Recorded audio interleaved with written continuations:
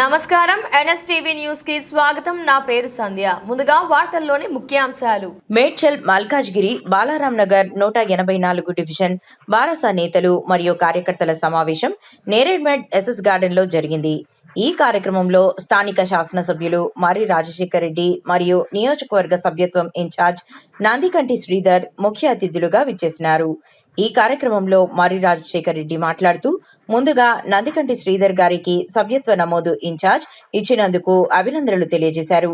కార్యకర్తలను ఉద్దేశించి డివిజన్ వారీగా బారాస సభ్యత్వం నమోదు చేయడానికి నందికంటి శ్రీధర్ గారి సహాయ సహకారాలతో అత్యధిక పార్టీ సభ్యత్వం నమోదు చేయించాలని సూచించారు.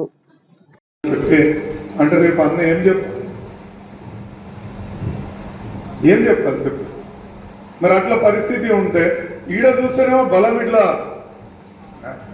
ఎవరినన్నా ఎదుర్కోవచ్చు అనేటట్టు కనిపిస్తున్నాం. బట్ అక్కడ పోయేసరికి కొంచెం తగ్గిందా లేదా అన్న? మరి ఆడెట్లా అక్కడ మనం ఎట్లా బలం పెంచుకోవాలి? బలరాం నగర్ నుంచి ఎంతమంది ఉన్నారే?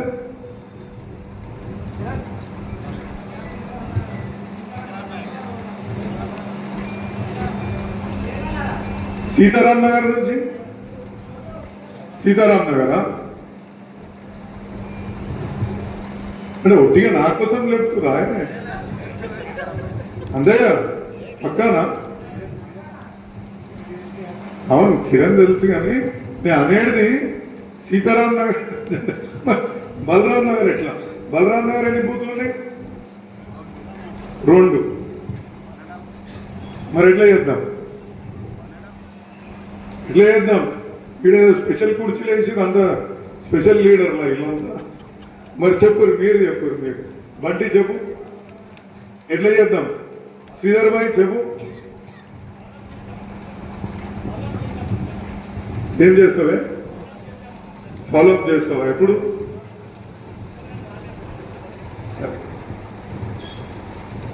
అంటే మన బలం ఎట్లా పెరగాలి? ఇప్పుడు బాగా చెయ్యి కసరత్తు చేస్తారు. ఇది ఒక్కటే తీసుకుపోయి చూపించి అన్ని ఊగుతూనే అనుకో, ఎట్లుంటుంది? అది మంచిగా ఉంటుందా?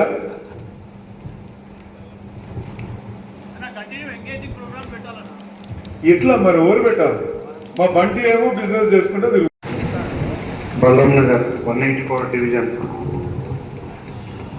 విస్తృత స్థాయి సమావేశానికి విచ్చేసిన పెద్దలు శాసనసభ్యులు మరి రాజశేఖర రెడ్డి గారికి, మరి అలాగే పరశురాం రెడ్డి అన్న గారికి, రావుల అంజన్న గారికి, ఖలీల్ గారికి, అరుణ్ గారికి, మరి అలాగే వెంకన్న గారికి, జగదీష్ అన్నకు, మరి లడ్డు గారికి, అందరికి కూడా, ముఖ్యంగా నా ముందు కూర్చున్న బీఆర్ఎస్ కుటుంబ సభ్యులందరికీ కూడా పేరు పేరున నమస్కారము.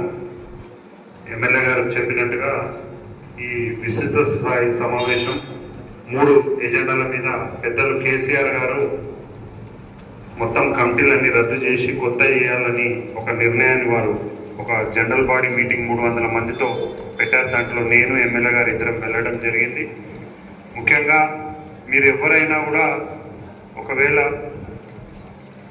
డివిజన్ అధ్యక్షుడు, బీసీ సెల్, ఎస్సీ సెల్, మహిళా ప్రెసిడెంట్ అన్ని కమిటీలకు కూడా మీరు ఈ కమిటీలో ఎవరికి ఇచ్చినా కూడా అవన్నీ కూడా ఎమ్మెల్యే గారి నేతృత్వంలో డిస్కషన్ చేసి దాని ఒక నిర్ణయం తీసుకోవడం జరుగుతుంది. నిర్ణయం అంటే ఏదో ఒక పేరు కాదు, అందులో 2, 3 నిర్ణయించి అది ఎమ్మెల్యే గారి ఆధ్వర్యంలో వర్కింగ్ ప్రెసిడెంట్ కేటీఆర్ దృష్టికి తీసుకెళ్ళి ఆ ప్రాంత పరిస్థితులు వివరించి ఆ ఇద్దరు ఎవరు ఎందుకు పోటీ పడుతున్నారు అని కూడా చెప్పొచ్చు. కాబట్టి దానిపైన మీరు ఈ కమిటీలు ఎవరికి ఇచ్చినా కూడా ఒక నిర్ణయం తీసుకుంటామని తెలియజేస్తున్నాం. రెండోది, ముఖ్యంగా మీరు గమనించాల్సింది ఏంటంటే ఇప్పుడు ఎస్ఐఆర్ జరుగుతుంది. ఈసారి గతంలో ఎస్ఐఆర్ ఏంటంటే 18 సంవత్సరాలు నిండిన వాళ్ళకు ఓటు, తర్వాత కొత్త ఓట్లు నమోదు కార్యక్రమం ఉంటుండే. కానీ ఈసారి మాత్రం ఎస్ఐఆర్ అని అంటే ఓట్లు కూడా తీసేయడం జరుగుతుంది. అంటే ఓట్లు తీసేయడం అని అంటే 2-3 రకాలుగా ఉంటాయి. చనిపోయిన వాళ్ళ ఓట్లు 2002 నుంచి మన నాయనదో అమ్మదో ఓటు మన ఇంట్లో ఉంటుంది కదా, వాళ్ళు ఒక యాప్ ఇవ్వడం జరిగింది వాళ్ళకి. ఆ యాప్లో ఏంటంటే 2002లో ఇప్పుడు మా ఫాదర్ చనిపోయింది, మా మదర్ ఉంటుంది. 2002లో మా మదర్ ఓటు ఉంటే దాన్ని యాక్సెప్టెన్స్ చేసి ఈ ఇంట్లో ఎన్ని ఓట్లు ఉన్నాయన్నది రాసుకొని పోతారు. ఒకవేళ లేకపోతే ఎక్కడ ఉన్నదన్నది చెప్పాలి. చాలా మందికి తెలుసు రెండు ఓట్లు కూడా ఉంటాయి. మనం ఊర్లో ఉన్నప్పుడు ఓటు ఉంటుంది. సరే, మనం ఇక్కడ నిమిత్తం చాలామంది హైదరాబాద్కి వచ్చి ఇక్కడ కూడా ఓటు నమోదు చేయించుకుంటారు. కానీ ఈసారి ఒకటే ఓటు ఉంటుంది. అది మిమ్మల్ని ఆప్షన్ అడుగుతారు, అక్కడ ఉంచుకుంటారా ఇక్కడ ఉంచుకుంటారా. వైట్ రేషన్ కార్డు ఇచ్చినప్పుడు కూడా తీసేసేటప్పుడు సర్వేలు అడిగారు అందరినీ, మీకు 2 రేషన్ కార్డులు ఉన్నాయి, అక్కడ ఉంచుకుంటారా ఇక్కడ ఉంచుకుంటారా. సో ఈసారి ఓట్లలో కూడా అది కంపల్సరీ అడుగుతారు. కాబట్టి దయచేసి మీరు ఆ బిఎల్ఓల వెంబడ క్షేత్రస్థాయిలో తిరిగి మన సింపథైజర్ల ఓట్లు కూడా ఇక్కడ నుంచి పోకుండా మన ఓట్లు. ఇంకోటి ఏమైందనంటే, ఒక్కసారి ఆ 2002లో మన ఓటు అక్కడ లేకపోయినా తీసేసిన మళ్ళీ మన ఓటు కావాలంటే డాక్యుమెంట్లు అన్నీ ప్రూఫ్లు ఇవ్వాల్సి వస్తుంది. మనం ఎన్నేళ్ళ నుంచి ఉంటున్నాము, ఇవన్నీ ఇవ్వాల్సి వస్తుంది. మళ్ళీ ఓటు నమోదు చేసుకోవాలంటే మీకు చాలా ఇబ్బందికరం అవుతుంది. కొద్దిగా మీ అందరితో రిక్వెస్ట్, పెద్దలు చాలామంది సీనియర్ నాయకులు పార్టీకి ఎంతో కృషి చేసిన వాళ్ళందరూ ఉంటారు. మీరు కొద్దిగా ఈ ఓట్లు ఉంటేనే రేపు మనం రాబోయే కార్పొరేటర్ ఎలక్షన్లో కానీ రేపు ఎమ్మెల్యే ఎలక్షన్లో అయినా మళ్ళీ ఎమ్మెల్యే కేసీఆర్ గారికి ముఖ్యమంత్రి చేయాలి, కార్పొరేషన్ ఎలక్షన్లో గెలవాలంటే ఓట్లు చాలా ఇంపార్టెంట్. ఆ రోజు ఎలక్షన్ రోజు పోయి మనకు పడే ఓట్లు అందరూ ఒక బూత్లో 20 పోయినాయి అనుకో, అవి ఓడిపోవడానికి కూడా కారణం దారితీసే అవకాశం ఉంటుంది. కాబట్టి ఎవరైతే నిలబడాలనుకుంటారో మీరు, కానీ డివిజన్ ప్రెసిడెంట్ కావాలనుకున్న వాళ్ళు మీరు ఆల్రెడీ బిఎల్ఏలు ఇచ్చిరు కాబట్టి ఆ బిఎల్ఏలు కూడా క్షేత్రస్థాయిలో తిరుగుతారు. తర్వాత 3వ విషయం మెంబర్షిప్. గతంలో మెంబర్షిప్ బుక్లలో మనం నింపినాం. ఫస్ట్ మీటింగ్లో సారు ఆఫ్లైన్ ఆన్లైన్ అని చెప్పారు, కానీ మొన్న మీటింగ్లో మాత్రం పూర్తిగా ఆన్లైన్లోనే చేయాలన్నది. అంటే స్మార్ట్ ఫోన్ల ద్వారానే మెంబర్షిప్ చేయాలన్నది చేశారు. పెద్దలు కేటీఆర్ గారు కూడా ఒక సాఫ్ట్వేర్ కంపెనీని అన్ని అయిపోయింది, ఒక డేట్ అనౌన్స్ చేస్తారు. కాకపోతే అందులో మాత్రం మీ డివిజన్లో ఎన్ని బూతులు ఉంటే ప్రతి బూత్కు ఇద్దరిని, బూత్కి ఇద్దరు, అంటే బిఎల్ఏకి ఒకరిని, తర్వాత ఓటు మనం మెంబర్షిప్ చేయడానికి ఇద్దరు, అంటే 3 పేర్లు మీరు ఇవ్వాలి ప్రతి బూత్లో. ఎందుకంటే ఇప్పుడు ఎమ్మెల్యే గారు చెప్పినట్టు కొన్ని ఏళ్లలో మన క్యాడర్ ఉండదు. ఆ బూత్లో మనం మెంబర్షిప్ చేయలేదనుకోండి, రేపు ఆ మెంబర్షిప్ చేయకపోతే ఏమవుతుందంటే మనకు అక్కడ ప్రాధాన్యత లేనట్టుగా అవుతుంది. కాబట్టి రేపు వేరే పార్టీ వాళ్ళు వచ్చి అక్కడ మెంబర్షిప్ చేసుకోకపోతే ఇక్కడ టీఆర్ఎస్కు పరిస్థితి బాగలేదు అన్నది, ఆ బూత్లో మనం వీక్ ఉన్నామన్నది వాళ్ళు కూడా ప్రచారం చేస్తారు. ఒక మెంబర్షిప్ లేదు వాళ్ళక్కడ ఆ బూత్లో అన్నది. కాబట్టి బూత్ వైజ్గానే మనం చేస్తాం మెంబర్షిప్. మొత్తం ఆన్లైన్ కూడా చాలా అంత ఈజీ, ఆఫ్లైన్ లాగా ఉండదు. ప్రతి ఇంటికి పోవాలి. ఇప్పుడు పరశురామన్ ఇంటికి పోయినాం అనుకోండి, ఎగ్జాంపుల్ పరశురామన్ ఇంటికి పోయినప్పుడు పరశురామన్ ఫోటో దించాలి, ఎపిక్ నెంబర్ రాయాలి, తర్వాత పరశురామన్న ఫోన్ నెంబర్ రాసిన తర్వాత ఓటీపీ వస్తుంది. పరశురామన్న ఓటీపీ నెంబర్ చెప్పినాక మనం ఫీడ్ చేస్తేనే అది యాక్సెస్ అవుతుంది. సో మనం పోయిన టైంకి ఉండదు. గతంలో ఏంటంటే మనోడే కదా అని మనం మీద ఫోటో అతకబెట్టినాం, మనమే రాసినాం, మనమే అన్ని చేసినాం. కానీ ఆఫ్లైన్లో కొద్దిగా ఏమన్నా ఫ్రాడ్ చేయాలన్నా కూడా కొద్దిగా కష్టమైన పరిస్థితి ఉంటుంది. కాబట్టి రియల్ జెన్యున్ మెంబర్షిప్ చేస్తే, కానీ కేసీఆర్ గారు చెప్పింది మాత్రం క్లియర్. మనం 70,000 చేస్తున్నాం, కాన్స్టిట్యున్సీలో 80,000 చేస్తున్నాం కాదు, 30 చేసినా, 40,000 చేసినా, 50,000 చేసినా జెన్యున్గా చేస్తే మనకు రేపు వాళ్ళు ఓటు రూపంగా మారే అవకాశం ఉంటుంది. ఒకటి. రెండోది, మనకు ఫోన్ నంబర్లు వస్తాయి కాబట్టి రేపు కేసీఆర్ గారు డైరెక్ట్ ఈ 50,000 మందికి ఒక వీడియో పంపించచ్చు. డైరెక్ట్ కేసీఆర్ గారు మాట్లాడిన 1 నిమిషం వీడియోని కానీ 1 నిమిషం స్క్రిప్ట్ ఏదైనా ఉన్నా కూడా డైరెక్ట్ వాళ్ళ దగ్గరికి వెళ్ళే అవకాశం ఉంటుంది.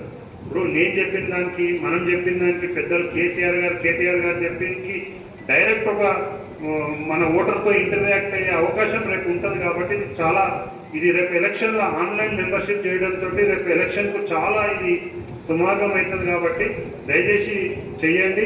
మీకు ఏ ఇబ్బందులు ఉన్నా కూడా కాన్స్టిట్యున్సీ ఇన్ఛార్జ్ మెంబర్షిప్ నేనున్నాను, పెద్దలు ఎమ్మెల్యే గారు ఉన్నారు. ఇంకొకటి, బిఎల్ఓలు ఏమన్నా తిరగకుండా ఎవరైనా ఓట్లు తీసే ప్రయత్నం చేస్తే మీరు ఎమ్మెల్యే గారి దృష్టికి కానీ ఆఫీస్ కానీ తీసుకొస్తే ఇమ్మీడియట్గా డిస్ట్రిక్ట్ కలెక్టర్తో మాట్లాడి మనం ఆ బిఎల్ఓని ఈ విధంగా తప్పు చేస్తుందంటే మనం ఆ బిఎల్ఓలను కూడా తీయచ్చు. కాబట్టి మనకు ఒక అవకాశం ఏముంటుందంటే ఎమ్మెల్యే గారు అభివృద్ధి ఈ డివిజన్లో వినాయకనగర్ డివిజన్ మన బలరాం నగర్ మల్కాజ్గిరికి ఉండే ఇక్కడ అభివృద్ధి కార్యక్రమాలు ఉన్నాయి. మన జగదీష్ అన్న ఉన్నప్పుడు కూడా ఇక్కడ అభివృద్ధి కార్యక్రమాలు చేసారు. కాబట్టి నేను అనేది ఏంటంటే మనకు కొద్దిగా పని చేస్తున్నాం కాబట్టి మనకి ఈజీ యాక్సెస్ ఉంటుంది, పోవడానికి అవుతుంది. ఇప్పుడు డెవలప్మెంట్ ఒక రకంగా ఉంటుంది, పార్టీ క్యాడర్ గట్టిగా ఉండి ఆ ఓటర్ని తీసుకొచ్చి ఓటర్ బూత్లో మనం వేయించుకుంటే మనకు విజయ అవకాశాలు ఎక్కువ ఉంటాయి. కాబట్టి రెండు విధాలుగా పార్టీ ఎప్పుడు కూడా ఒకటి డెవలప్మెంట్, ఒకటి పార్టీ స్ట్రక్చర్. అంటే ఇప్పుడు ఎంత మనం అభివృద్ధి కార్యక్రమం ఎమ్మెల్యే గారు, మాజీ కార్పొరేటర్ గారు ఎక్కడ చేసినా కూడా పోయి చెప్పేది ఎవరు? మీరే అన్న, ఈ రోడ్డు మేము వేసినాం, ఈ ముందుకు పోతాం అనేది చెప్తూ మీకోసం ఎల్లప్పుడూ అందుబాటులో ఉంటా, గట్టిగా పనిచేస్తాం. ఇంకా 2.5 సంవత్సరాలలో ఇప్పుడు కొంచెం ఏదైతే సాధించుకున్నామో ఇంకా కూడా కొన్ని సాధించుకొని కూడా అభివృద్ధి చేసుకుందాం. త్వరలోనే మన అంటే ఇప్పుడున్న ప్రభుత్వం డబుల్ బెడ్రూమ్లు కూడా ఇస్తా అంటుంది అక్క, అవిటిని కూడా ఎట్లా ఏ విధంగా చేద్దామనేది కూడా చర్చని తీసుకొస్తా. ఇంతకుముందు మనము రేషన్ కార్డులు ఏ విధంగా ఇప్పించడానికి మన పార్టీ ఏ విధంగా కృషి చేసిందో మీ అందరికి తెలిసింది. ఈ ప్రాంతం నుంచే వాళ్ళు అంటే అప్లికేషన్ చేసుకోలేని వాళ్ళు కూడా ఒక 200 మందిని మనోళ్ళు తీసుకొచ్చి అప్లికేషన్ చేయించిండ్రు. అదే కాకుండా లేబర్ కార్డులు కూడా మన నాయకులు చేపించి చాలా ముందంజలో ఉన్నారు. కాబట్టి మనకు ఎటువంటి డోకా లేదు. చిన్న చిన్న అక్కడక్కడ కూడా మనం జర కాన్సన్ట్రేట్ చేస్తే ఇంకా నెక్స్ట్ లెవెల్ పోతామనే ఉద్దేశంతో చెప్తున్నా. నేను కొంచెం సిపి ఆఫీస్ దగ్గర పోయి మళ్ళీ మీ దగ్గరనే వచ్చి భోజనం చేస్తాను. శ్రీధర్ అన్న కూడా ఆయన చెప్తాడు, నేను పోయేటప్పుడు దయచేసి ఎవరు కూడా లేవకండి. ఎందుకంటే ముఖ్యంగా మన ఇన్ఛార్జ్ గారు ఏ విధంగా మన మెంబర్షిప్ డ్రైవ్ చేయాలా, మన ప్రెసిడెంట్లను ఏ విధంగా చేసుకోవాలా, ఎస్ఐఆర్ మీద ఏ విధంగా చేయాలనేది శ్రీధర్ అన్న చెప్తాడు. Thank you. జై కేసీఆర్, జై కేటీఆర్, జై తెలంగాణ.